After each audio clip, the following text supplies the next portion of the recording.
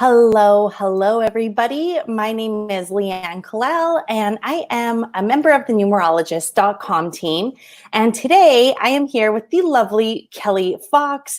She is I want to say like our resident in-house go-to astrologer, but she's so much more than that. She's also a sister company, or she runs astrology.tv, which is a sister company of numerologist.com. So if you're on this page, obviously you like numbers, but I'm guessing you like astrology too. So make sure that you head over to astrology.tv. Today, at the end of this call with Kelli, I'm going to share some free goodies that you can pick up. So make sure that you stay tuned for those. But let's just hop to it. So today we're talking about the astrology forecast for June and how this impacts each one of the sun signs. Kelli, I know there's a ton on the go. We have retrogrades, we have a solstice, we have eclipses. So I'm just going to turn this over to you because we have got a lot to talk about today. Hi. Hi. Yes, we do. We absolutely do. And I was just thinking, oh, geez, how am I going to cram all this in? So let me just dive straight into it. And I'm going to be talking about what it means for each sign. Awesome. So June is a giant month in a giant year.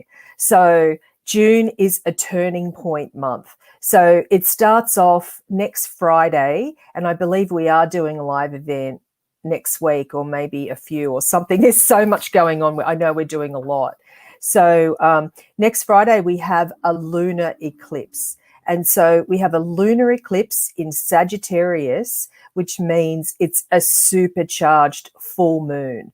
And so why it's really big is because it's making some really hard, intense, challenging aspects to Mars and to Neptune. So Mars is the planet of action and assertion. It's currently in Pisces, so there's a lot of care and compassion, and it comes together with Neptune. Neptune is the ruling planet of Pisces. It is the ultimate for care and compassion. And so that's what we're seeing is care and compassion for other people. But this lunar eclipse, which is basically the sun and moon opposite each other in a super intense full moon, highlights the things that have been in the shadows. Because if we think about the lunar eclipse being a giant flashlight, because you think about the night sky, it's all black up there, and then suddenly you've got this great big huge full moon, which happens just to be a lunar eclipse next Friday in Sagittarius. Now, Sagittarius is a sign of the truth seeker.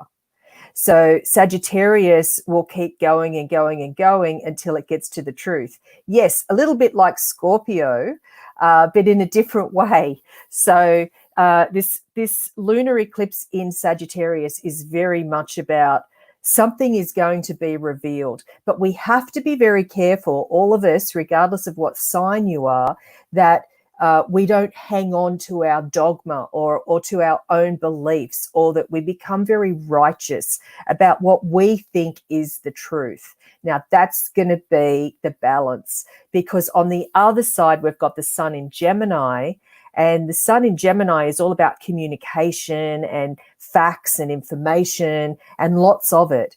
And it comes together with the retrograde Venus. See, I'm trying not to get too complicated here, but there is so much involved for June for everybody. So when the sun comes together with Venus, which happens to be retrograde, which means issues from the past are going to be highlighted. So then it's about finding a balance between what we believe is our truth and, maybe correct information that has facts behind it from the past. Wow. And this I know, right? And this applies to not just a global perspective, because I'm trying not to sort of target it towards that, but it's really on a personal level. It's about relationships. So it's even if you're single, it's about your best friend or who those you are closest to, but it's about finding the balance and knowing when to let go and when to move on. Because sometimes, you know how it goes, like, your truth is the right truth, and so you're not going to let that go for anything. That's what this lunar eclipse is going to sort of highlight and have us all realize.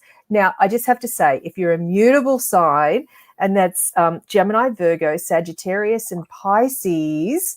This applies to you a little bit more than the other signs, or if you have planets in those signs.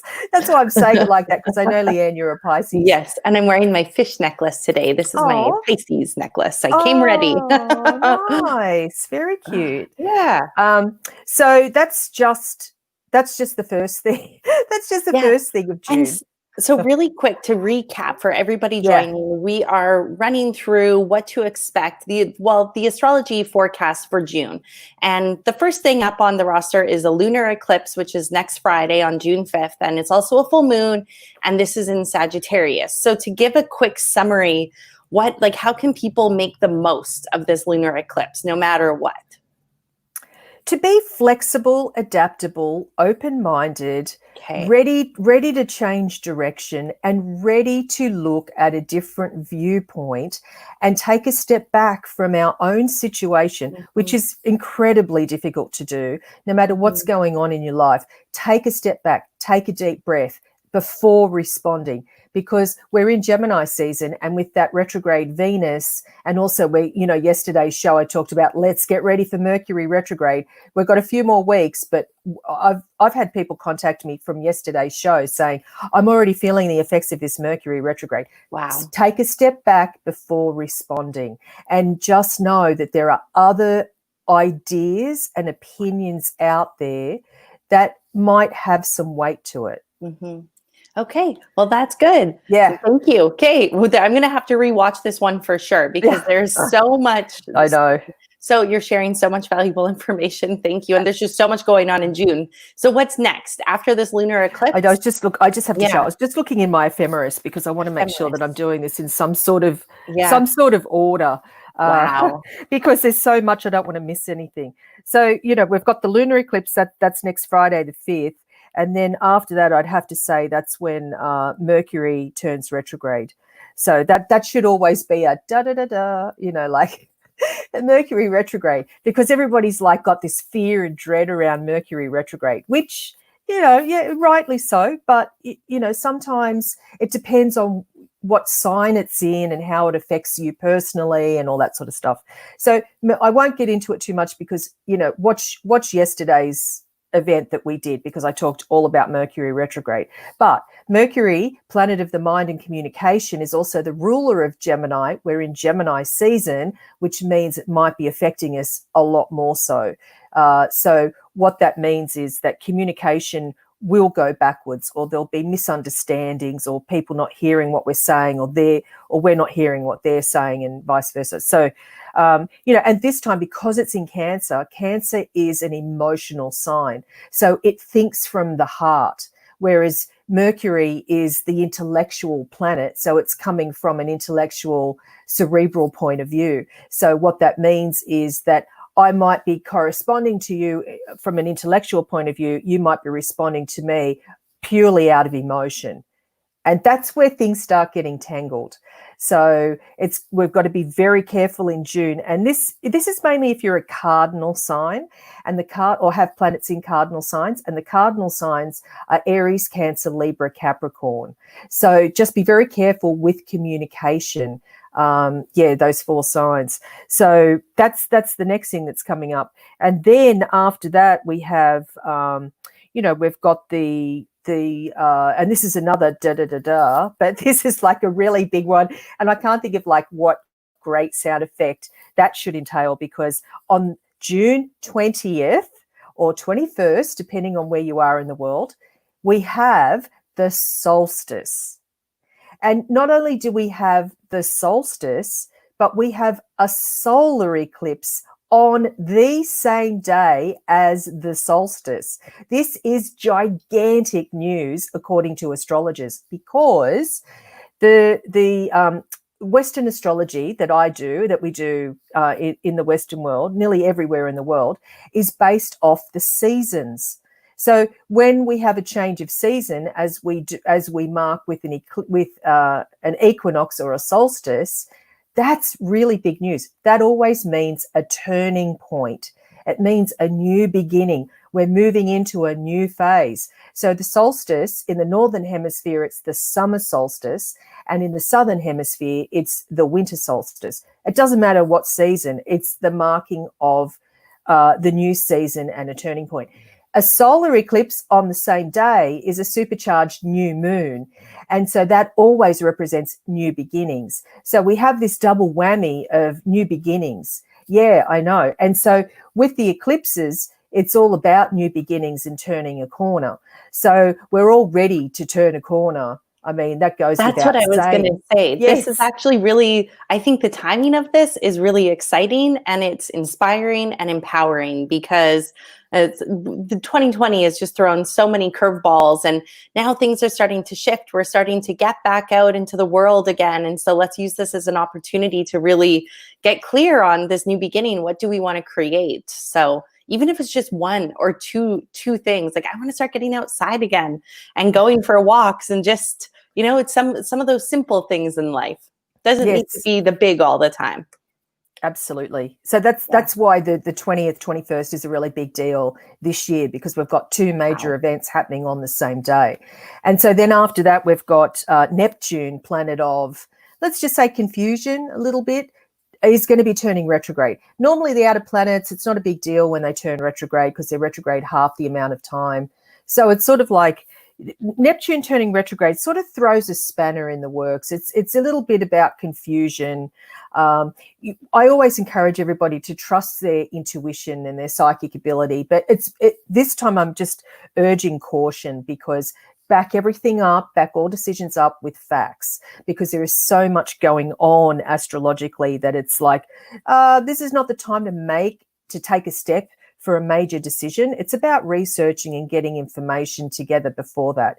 And then, of course, at the end of the month, we've got warrior passion planet Mars moving into its favorite sign of Aries. So we're going to be feeling really gung-ho, and in the northern hemisphere, it's very much about the summer months and getting out there and really enjoying and making the most of the freedom that we have. But my word of caution is there's other stuff going on as well. So let's not jump the gun here. Let's just take, baby steps, one step at a time. So that's sort of basically June in a nutshell. And now I want to go through like what it would mean for each of the Zodiac signs. Perfect. I think that's going to be really important.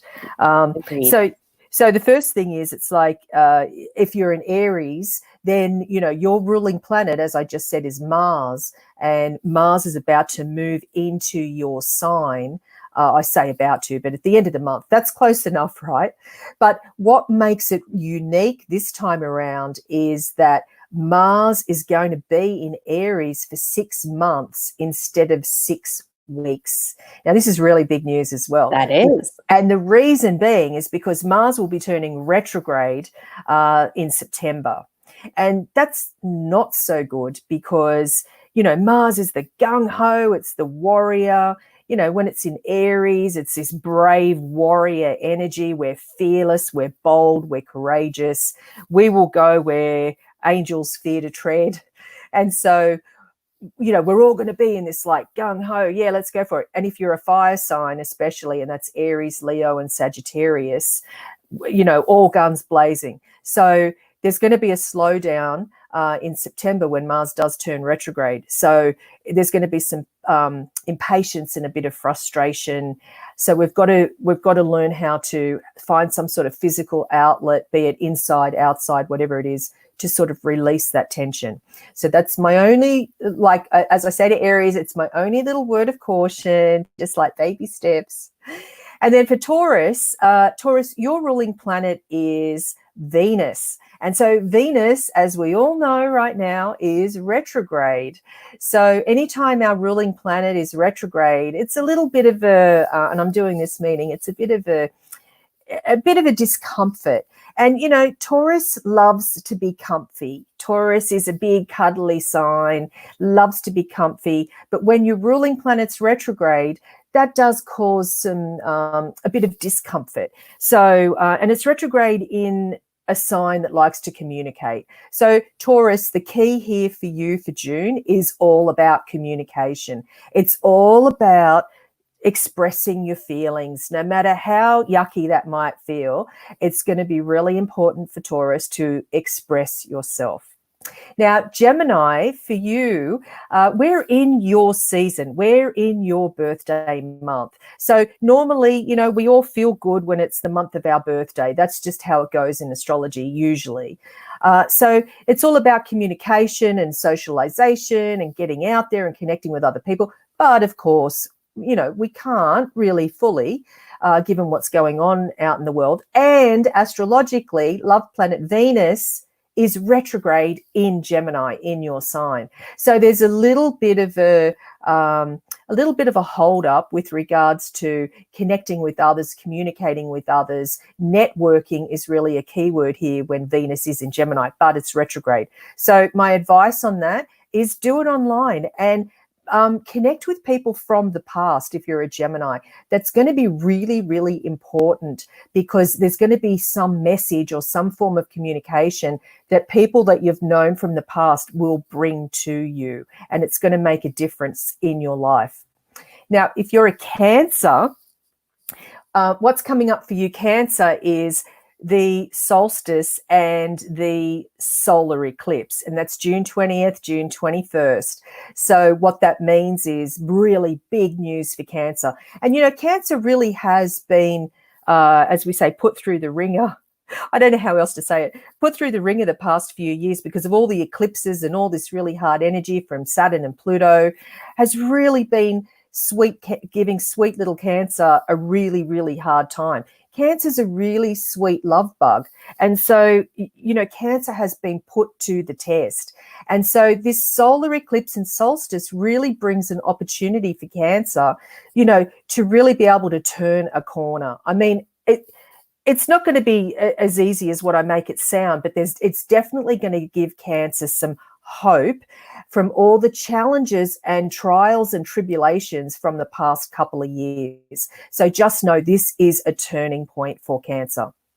Now, if you're a Leo, so for you, Leo, especially July-born Leos, Saturn has moved into your opposite sign. And so Saturn is the planet of karma, restriction, responsibility, discipline. So over the next 2 years for Leo, it's going to be important that you roll up your sleeves and you just take care of business. So there's no sort of shortcuts, or there's no, you know, taking the low road. It's very important that Leo steps up. Now, Leo is one of the leaders of the Zodiac. So you will be called upon, Leo, to really lead and to step up and take the spotlight that you do so well. And it's nothing that you can't handle. Now, Virgo, and you're on mute, Leanne, as well. I can see your mouth moving. I'm making, Okay. there's a lot of traffic in the background today. It's noisy out there, but yeah, I'm definitely bobbing along and taking, I know a lot of Leos in my life. So I was like, just thinking of who do I need to share this with? And with that being said, share this with your friends. You can tag them in this post. Let's spread the word and make sure that everyone in our life is as prepared as possible for June. Absolutely. Yeah. Now for Virgo, this full moon lunar eclipse that's happening next week, you might already be feeling the effects. Now, what's been happening for Virgo is that most Virgos, unless they're living in the shadow of Virgo, but most Virgos are very organized, disciplined. You know, we can always rely on a Virgo. So if you're fortunate enough to have a Virgo in your life, you know exactly what I'm talking about. I love the energy of Virgo. They just get stuff done. So the thing, though, is that Virgo will be getting a bit of a hard time with this lunar eclipse next week, because Neptune is in the opposite sign of Virgo. So Neptune has been causing some confusion for Virgo. And so what it's doing is it's testing Virgo. It's basically saying it's okay to let go of the details sometimes. It's okay to go with the flow sometimes. Yours is a mutable sign after all, Virgo. So it's important that you find that balance, is what this lunar eclipse is doing for Virgo next week is finding a balance. It doesn't all have to be chores before fun. You know, you can have that sort of mix and, you know, enjoy life. I know it's difficult for most people at this time, but it's like, generally speaking, you know, get those diamonds in the rough, so to speak. And I have quite a few Virgos in my life, and I can already see, like, I'm thinking of one friend right now. And again, I'm going to send this to her because I think the full moon effects are already kicking in. So Absolutely. Yes. very bang on. And then Libra. So for Libra, what's been going on? Again, another sign that really has been tested these past couple of years. So Libra is a very, very sweet sign, a very lovely. On my Instagram last night, I was looking at some charts, and I kept getting all these people with like all these planets in Libra. And I thought that was really interesting as well. And they had told me that they'd been through stuff these past couple of years. And that's because Saturn and Pluto have been really, really giving Libra a hard time.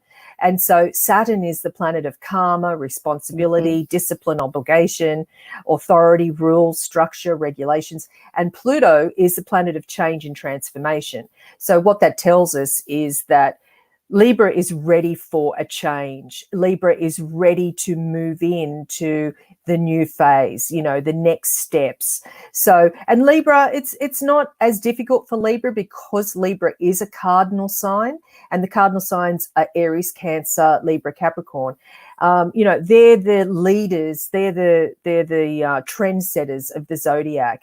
So they're the ones that lead us in new directions. They're the ones that, you know, when there's always a new thing that comes about, it's like they're the ones that are sort of the first in there. So with Libra, it's all about, don't be afraid to let go of things that are no longer working for you and move forward, you know, into the new world. Well, and I just want to quickly hop in there. So Kelli referenced another live event that she was doing yesterday. So if you're not on her newsletter, make sure you get on her weekly newsletter, because what Kelli does is every Wednesday she holds these Thursday. Every Thursday she holds these live events where you'll have an opportunity to possibly be selected and you'll get a reading from her. So you can do this. You can join it at astrology.tv/newsletters. And once you're signed up for a weekly newsletter, then you're going to get daily insider access, or it's daily. Oh daily, my gosh. weekly, monthly, whatever. Whatever it is. You can pick what you want. Got it. So so you can choose what you want, but definitely sign up for her newsletter so that you can find out how you can get more information from Kelli. Absolutely. Thank you, Leanne. Yeah, you're welcome. I do those on Thursdays, 2 p.m. Pacific, through Zoom. And I have incredible people on the events I do. I love all the people that get on the events. It inspires me to just keep going. I have really amazing people. So Scorpio. So Scorpio. So Scorpio's a little bit off the hook at the moment. You know, like Scorpio has been through it the past couple of years, absolutely, no question. And of course, this year, everybody's going through it. But Scorpio, with the intensity of June, Scorpio has ticked all the boxes and has passed the test astrologically.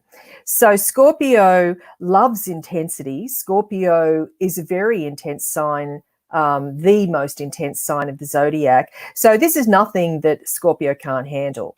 But the thing is with Scorpio that Uranus is in your opposite sign. And so Uranus is the planet of unpredictability.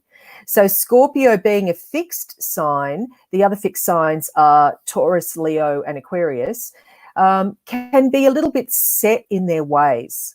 So for Scorpio, a little bit set in your ways, and with Uranus opposing your sign, it brings a shakeup.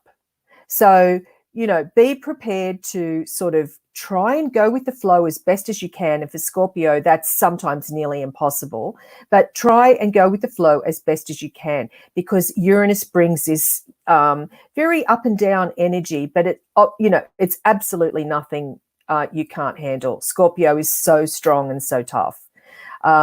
Next up, we've got Sagittarius. So Sagittarius, next Friday with the lunar eclipse in your sign, this is your annual full moon. So this means extra intensity for Sagittarius. And the message here for you, Sag, is to not be so dogmatic and not be so righteous in your opinions, and be open to other people's ideas, particularly people from faraway places or foreign cultures can really bring some new ingredient into the mix of a situation. And so on a personal level, it's very much about, as I said before, like take a step back before responding, sleep on a response, or don't just shoot from the hip. It's very important that Sagittarius really takes 3 deep breaths before responding, or takes a time out. Now, I know I sound like I'm speaking to a child. It's not about that. It's like those things about taking a time out or taking 3 deep breaths actually really do work. I speak from experience. Yes, me too. I know. I can speak from experience on that as well. They make a big difference for everyone, no matter what your sign is. Absolutely. So for Capricorn, now Capricorn, with Saturn and Pluto, well, Saturn's now in Aquarius, but it's actually going to be moving back into Capricorn in July. So with the 2 heaviest hitting planets of the galaxy, no, I should say of our solar system, that the Milky Way solar system, Saturn and Pluto are the 2 most intense planets of all, and both of them are in Capricorn. So both of them are in your sign, Capricorn. So what this represents is major change and metamorphosis for Capricorn. Now, Capricorn, the symbol of Capricorn is the sea goat. And as I always sort of say, oh, ha, ha, ha, sea goat, you've got to start from the bottom of the ocean and work your way up to the very top of the mountain. I mean, that's how hard Capricorn is prepared to work and to take on any challenges that come your way as a Capricorn. So it's like, this is a time for Capricorn to let go of everything that is not working and just keep going, 1 foot in front of the other. That's what Capricorn does so well. That's good advice. I like that. Just letting go and 1 step at a time. Yes, 1 step at a time. Absolutely. Then we've got Aquarius. So Aquarius, for you, your co-ruling planet. Some signs have 2 planet rulers and others just have 1. Aquarius has 2. So Aquarius's modern day ruler or main ruler is Uranus, planet of the unexpected and the unpredictable. And then its ancient ruler or its co-ruler is Saturn. Now, that's contradictory because the energies of Uranus and Saturn are nearly the complete opposite. Saturn is all about responsibility, discipline, old-fashioned things, tried and true, stick within the rules and structure. But the reputation of Aquarius is definitely not that. It's more in line with Uranus, which is the unpredictability, the brilliance, the genius. Scientific and technological breakthroughs fall under the umbrella of Uranus. So that's the contradiction with Aquarius. It's like, well, hold on a sec. How come you're connected to Saturn? And that's the reason why. The other thing about Aquarius, and I love this little tidbit, is the symbol of Aquarius is the water bearer, but Aquarius is actually an air sign.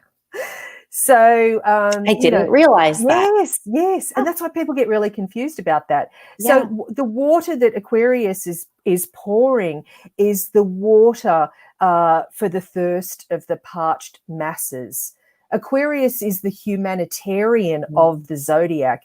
Aquarius is an air sign. It's an intellectual sign. It's as I said, it's the genius of the zodiac. So it's like it knows how to fix our problems, and simply by tipping water from a jug, that really, and I'm not referring to what's going on out there, obviously, but it's like that's symbolic of being able to come up with a simple yet brilliant idea that's worked with Saturn for a very long time, and that's what will heal us. So Aquarius, so powerful. I know it really is. Yeah, it is.